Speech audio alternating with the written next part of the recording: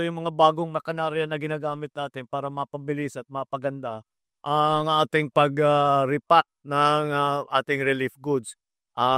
Kaya kadalasan nakikita lang natin yung kahon-kahon. Ito ngayon yung laman nung mga iba't ibang health kit, sanitary kit, family dress kit, cooking kitchen, lahat. Ito yung binibigay natin para doon sa mga naging biktima pagka nagkabagyo, kahit na anong klaseng disaster.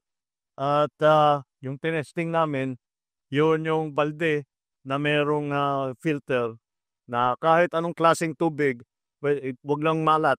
Pero kahit na ibaba sa fresh water, kahit hindi masyado malinis, pwedeng ilagay sa balde, pwedeng inumin, dadaan lang doon sa filter na yon.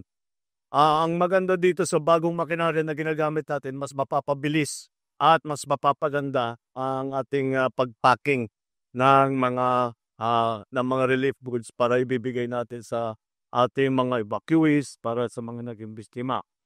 Ngayon tinatanong ko sa ating kalihim ng DSWD kung handa na tayo sa kissing. Mukha namang ready na tayo.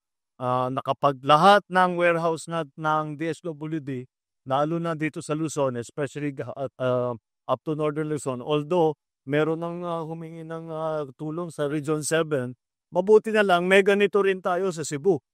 Ganyan na halos pareho na makinarya at sila ginagawa rin nila. Kaya naka-ready naman tayo sa kung ano pang mangyayari. Sana hindi na lumakas yung bagyo, pero kung sakali ay lalakas pa, naka-ready naman tayo. At ang report ng DSWD sa akin, sa ngayon, ang naka-storage sa atin ay 3 milyon na relief goods na pack na pwede nating ibigay. So, siguro sapat naman yun kahit ano pang mangyari. That is, nung kami ay unang sinimula namin ito, 800,000. Ang naka-reserva lang para sa relief good, 500,000 na packs. Ngayon, pinataas namin, naging 1 million, naging 2 million, ngayon 3 million na.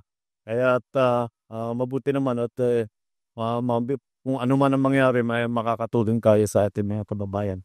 Sige, maraming salamat. Thank you.